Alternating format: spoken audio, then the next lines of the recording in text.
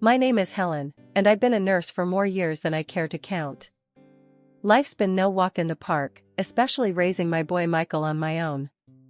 His father left us when Michael was just a toddler, and since then, it's been the two of us against the world.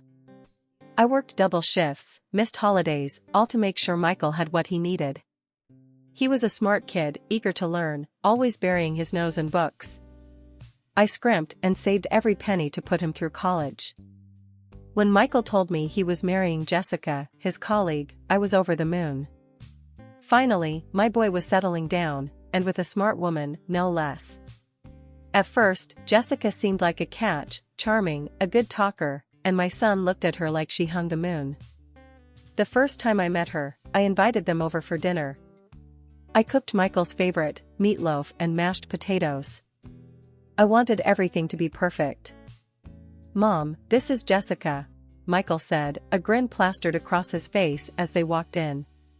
"Nice to finally meet you, Mrs. Thompson," Jessica said, her voice smooth, handing me a bottle of wine. "Please, call me Helen. Only my patients call me Mrs. Thompson," I joked, hoping to break the ice. "And thank you for this lovely wine, dear. Let's get comfy, dinner's almost ready." During dinner, the conversation flowed easily at first. Michael talked about his new job, and I could see he was doing well for himself. "So, Jessica, Michael tells me you're in marketing?" I ventured, passing her the mashed potatoes. "Yeah, it's all right. It pays the bills, you know." She shrugged, a bit dismissive, but I didn't think much of it then. "Michael says you've been a nurse forever. That must be exhausting." "Well, it keeps me on my toes," I smiled. "It's hard work, but fulfilling. I like to think I'm making a difference." "Must be tough though, raising a kid alone and dealing with sick people all day," Jessica pressed on, and I noticed a slight edge in her tone that wasn't there before. "You manage, you know? Michael's turned out more than all right, hasn't he?" I shot back, a little sharper than intended.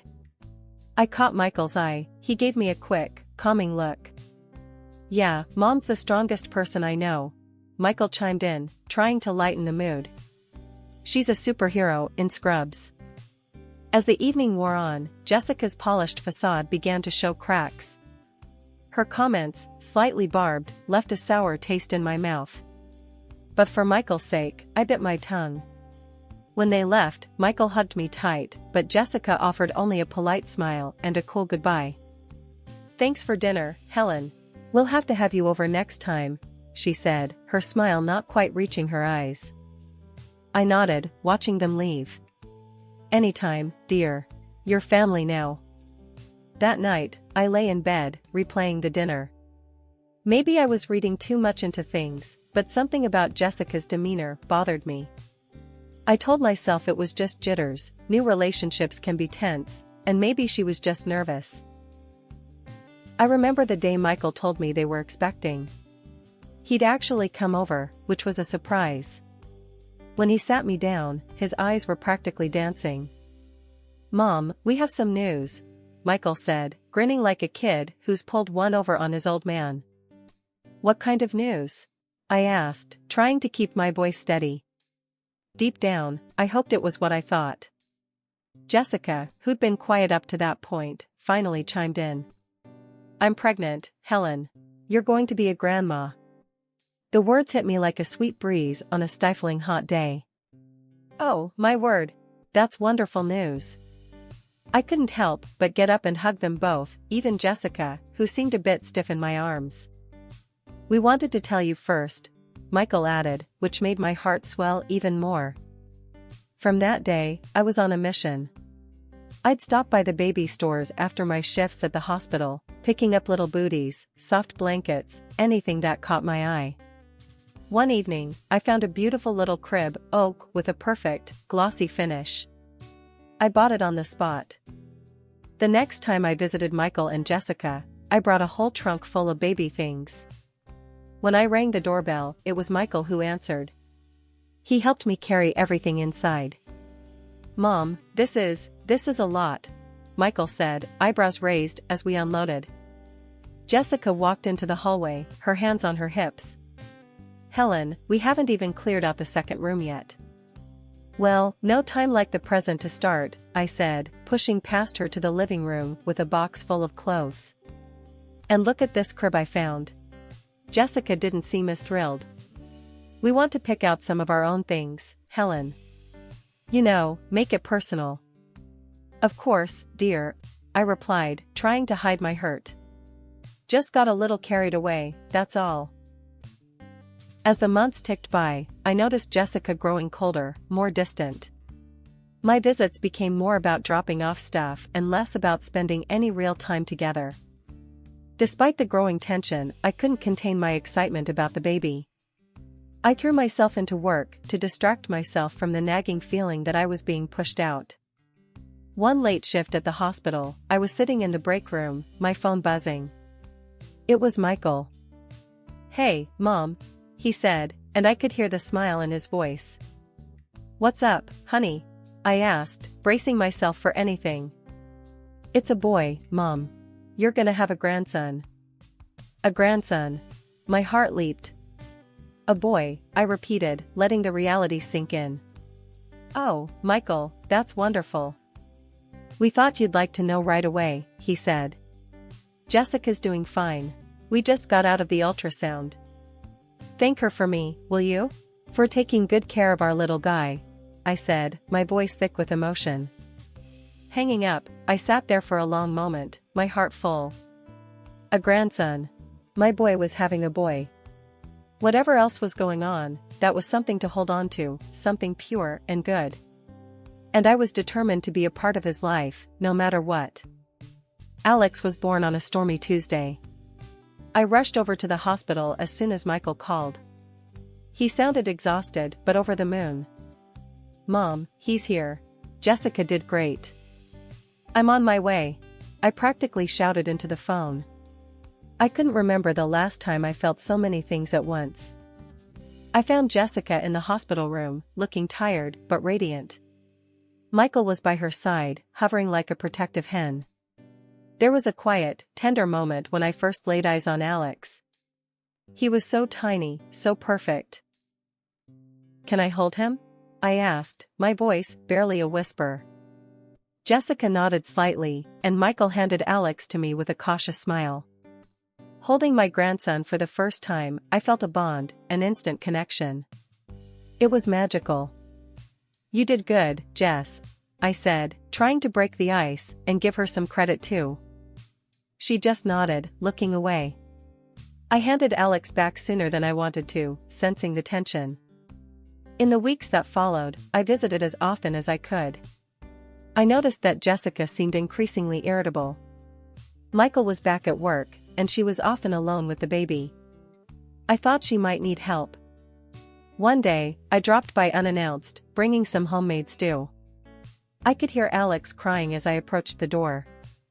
Helen, what are you doing here? Jessica asked as soon as she opened the door. She didn't look pleased to see me. I brought some stew. Thought you might need a break from cooking, I said, holding up the pot as a peace offering. She sighed, rubbing her temples. Fine, come in. But keep it down. I just got Alex to sleep. As I walked in, I noticed the house was a bit of a mess, toys scattered, dishes piled up.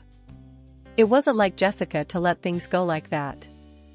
Why don't I take him for a walk? Get some fresh air, and you can have some time to yourself? I suggested, hoping to help. Jessica hesitated, then nodded reluctantly. Okay, but don't be long. And don't buy him anything. We don't need more stuff. I took Alex out in his stroller, feeling a mix of joy and sadness. Joy at being with my grandson, sadness at the strain with Jessica. Over the next few months, my visits became less frequent but more strained. Jessica started making excuses, saying Alex was napping or they had plans. Helen, you can't just drop in like this. We need our space, Jessica told me one day when I showed up with a new set of baby clothes. I know, but I'm his grandmother. I thought I'd be part of his life, I said, my voice cracking a bit. Being part of his life doesn't mean you get to decide when to show up, she retorted. I left those clothes on the porch and drove home with tears stinging my eyes. It felt like a door had been shut in my face. The few times I got to see Alex, I noticed he had these red patches on his skin. They looked itchy and uncomfortable. During one of my infrequent visits, while Jessica was making tea in the kitchen, I couldn't help but bring it up as I gently applied some lotion on Alex's arms. "Jessica, have you seen these rashes on his skin? They look sore," I said, trying to sound as casual as possible, not wanting to step on any toes. Jessica glanced over, barely missing a beat. "Yeah, it comes and goes. Probably just baby eczema or something. But have you thought about what might be causing it?" "Could be an allergy," I suggested, concerned but trying to tread lightly. She shrugged, stirring her tea. "We're using hypoallergenic everything, Helen. It's under control." I bit my lip, holding back. In my years as a nurse, I'd seen enough to know it might not be that simple. Maybe, but sometimes food can be the trigger. "Helen, I said it's under control," Jessica cut in, her voice firm, a clear sign to back off. I changed the subject, not wanting to cause a scene. But it sat with me wrong. Over the next couple of months, every time I visited or saw pictures on Michael's phone, I noticed the rashes were getting worse, not better. One day, I decided to call Michael directly. It was a hard step to take, going over Jessica's head, but I was worried. "Michael, have you had a chance to get Alex tested for allergies?" I asked as soon as he picked up the phone. "Mom, Jessica's handling it. She says it's normal baby stuff," Michael responded, his tone dismissive, mirroring Jessica's earlier words. "But what if it's not just baby stuff? Allergies can be serious, Michael. You know that." I pushed back, my voice tinged with urgency. "Mom, we're handling it. Don't worry," he insisted, his voice steady but a bit cold. Frustrated, I ended the call feeling helpless. It seemed like there was a wall between us now, one I couldn't get past.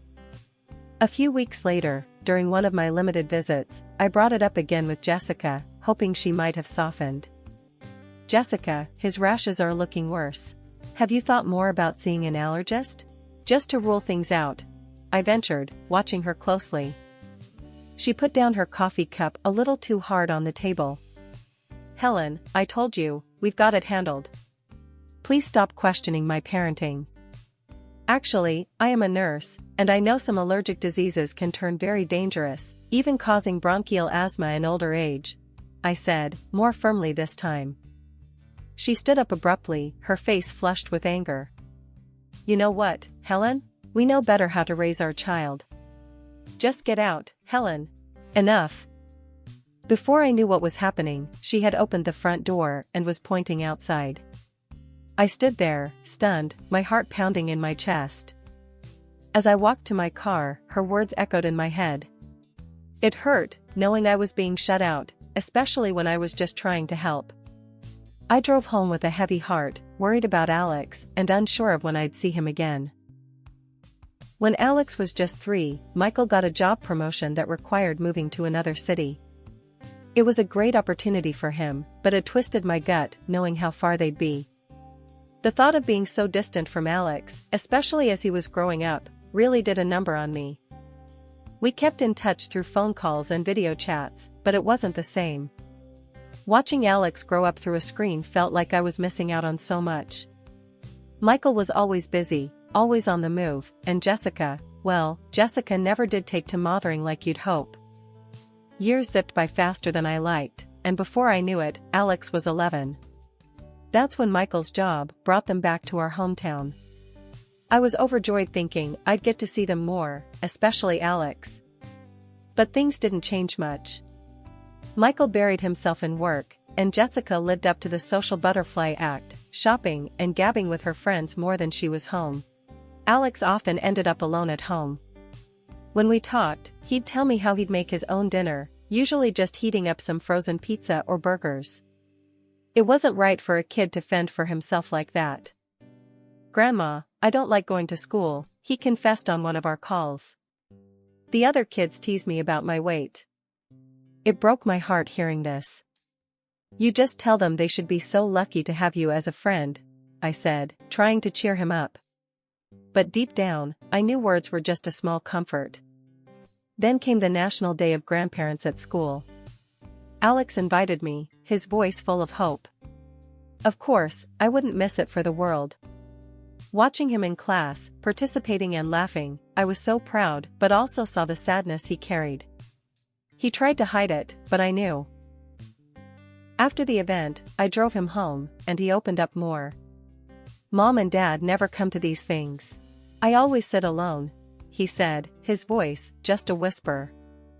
I clenched the steering wheel tighter, feeling a mix of anger and sorrow. You're never alone, Alex. I'm here, I told him, but the reassurance felt hollow. That night, I called Michael. You need to spend more time with Alex. He's feeling left out, I said, my words blunt, stripped of any softness. Mom, we're really busy. And how we raise Alex is our business, Michael shot back, his tone dismissive. It is my business when my grandson is suffering, I countered, my voice rising. We're handling it, Mom. Don't make a mountain out of a molehill, he said before hanging up. I sat there, phone in hand, feeling helpless and shut out. They were back in town, but the emotional distance was as vast as ever. I couldn't just stand by and watch Alex struggle, but every attempt to help seemed to drive a wedge further between us. One evening, my phone rang, and seeing Alex's name flash across the screen made me smile, but the smile vanished the moment I heard his voice. Grandma, I can't breathe well, Alex gasped on the other end, his words squeezed out in a rush. My heart dropped. Alex, where are your mom and dad? They're not home. I ate a peanut butter sandwich. I feel weird. Stay on the phone with me, sweetheart. I'm calling 911 right now, and then I'm coming right over, I said, my voice trembling as I dialed emergency services with shaking hands. I gave them the address, my words quick and urgent. Please hurry, my grandson is having a severe allergic reaction. Hanging up, I grabbed my keys and practically ran to my car. The drive over was a blur, my mind racing with fear for Alex and anger that he was alone. I arrived just as the paramedics did. The front door was unlocked, so I rushed inside, finding Alex on the living room floor, his face swollen and his breathing labored. Oh, Alex, I cried out, kneeling beside him as the paramedics took over, administering an EpiPen. He's having an anaphylactic reaction, one paramedic said as they prepped him for transport. His words were a cold splash of reality, this was serious. I followed the ambulance to the hospital, my hands clenched so tight around the steering wheel they hurt. At the hospital, I was a nurse, but in that moment, I was just a scared grandmother. In the emergency room, as doctors worked on Alex, I called Michael. His phone rang several times before he picked up. Michael, Alex had a severe allergic reaction. We're at the hospital, I said, my voice strained but forceful. Okay, I'm really busy right now. I'll try to come by later. Michael's voice was distant, too calm. How can you be so calm? Your son could have died. He was alone. I couldn't hide the fury and fear in my voice. Mom, we're handling it, was all he said before he hung up. Handling it? I was floored by his indifference. My mind raced with anger and worry as I turned back to Alex, who was slowly stabilizing, thanks to the quick response of the medical team. Jessica didn't answer her phone at all. I texted her, no response. Then finally, a text came through. At the spa, can't talk. At the spa? I was stunned at how disconnected it was from the gravity of the situation. I was left to watch over Alex, to be there as he woke up, frightened and confused. After the emergency, neither Michael nor Jessica showed up at the hospital. The lack of concern they displayed was chilling. Knowing I needed to document everything, I called them, my phone's voice recorder quietly running. Michael, Jessica, Alex had a severe reaction. He could have suffocated, I said, keeping my voice steady despite the turmoil inside me. Michael's voice was dismissive over the phone. Mom, he's big enough to handle a little allergy. We're busy here. I felt a knot in my stomach. This wasn't just a little allergy, he could have died. He was alone and struggling to breathe. Jessica's laughter crackled through the phone, cold and sharp. "Oh, Helen, stop being so dramatic." It must have been quite the sight, though. Her words stung, and I struggled to keep my composure. "You think your child suffocating is funny? You're his parents." "Look, Helen, you're always exaggerating things. Keep this up, and maybe we'll just stop letting you see Alex altogether," Jessica snapped back. I hung up the phone, my hands trembling. Shocked by their callousness and armed with the recording, I knew what I needed to do. The next morning, I contacted the Department of Child Protection Services and met with a representative. I handed over the recording and explained everything, from the ongoing neglect to the severe allergic reaction. Armed with their advice and the severity of the situation laid bare, I began gathering all the evidence I could. I requested medical reports from Alex's recent treatment and documented every detail of past neglect. I wasn't just a concerned grandmother, I was building a case to protect Alex. I also reached out to a lawyer specializing in family law. When we met, I showed her all the documents and played the recording. "I need to know if I can get custody of my grandson. His parents aren't taking care of him," I said, my voice firm despite the fear. The lawyer listened intently, her expression growing more serious. "This is a strong case for negligence. It's clear you can provide a stable and caring home. We'll need to file for emergency custody first, based on the incident," she advised. On the day of the court hearing, my nerves were on edge. Michael and Jessica were there, their faces set in hard lines. Before the judge, I laid out my concerns, bolstered by the evidence and the damning recording. They tried to dismiss the concerns, but their words felt hollow and rehearsed. "Helen is overreacting. This is just another of her stunts," Jessica claimed coolly. The judge listened to both sides, then turned to me. "Why do you believe Alex would be better off with you?" "Because I'm there when he needs someone. When he was scared and hurting, I was there. Not just as his grandmother, but as someone who genuinely cares for his well-being," I stated, my voice clear and strong. The judge made his decision. "Given the circumstances and evidence presented, I'm granting temporary custody to Mrs. Helen Thompson, with a re-evaluation in 6 months." Life with Alex in my house settled into a comfortable rhythm that I never knew I needed. Every morning after he left for school, I headed to my part-time nursing job, grateful for the chance to keep busy yet still be there when school let out. Every afternoon, I picked him up, and we'd chat about our days on the drive home, a routine I cherished deeply. At home, I whipped up special meals that were peanut-free and low-calorie, mindful of both his allergies and his health. It wasn't long before Alex started losing weight and gaining confidence. He joined the school's track team, and not a day went by that he didn't surprise me with his newfound zest for life. The teasing he once faced at school faded away as he made more friends and became known for his sports achievements rather than his weight. I got involved with the parent association at his school, throwing myself into organizing events and fundraisers. It felt good to be part of a community that cared as much about the school's success and the children's welfare as I did. Meanwhile, life threw its curveballs. After the custody trial, Jessica spiraled out of control, her life marked by drinking and depraved behavior, which ultimately led to Michael divorcing her and moving out of state. He started a new life elsewhere and, regrettably, didn't keep in touch with Alex much after that. 6 months after the initial custody decision, we faced the court again for a review. The judge saw the positive changes in Alex's life and granted me permanent custody. Jessica showed up, her eyes hollow, her spirit seemingly broken. She tried to sway Alex with promises of expensive gifts, like a new phone if he chose to live with her.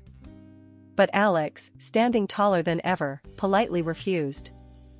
"I want to stay with Grandma. She's my family," he told the court, his voice steady and sure. As we prepared for his upcoming birthday, Alex's excitement was palpable. We planned to travel with his school sports team to a competition in a neighboring state, a trip that would double as a birthday adventure. Think I can win this one, Grandma? He asked one evening as we reviewed the event schedule. With the way you've been training? They don't stand a chance, I replied, winking at him. His laughter filled the room, echoing off the walls and warming my heart. Alex was more than just a child I was raising, he was a light in my life, a reminder that sometimes, the hardest battles lead to the greatest victories. And as we looked forward to his birthday and the competition, I knew we were ready for whatever came next, together.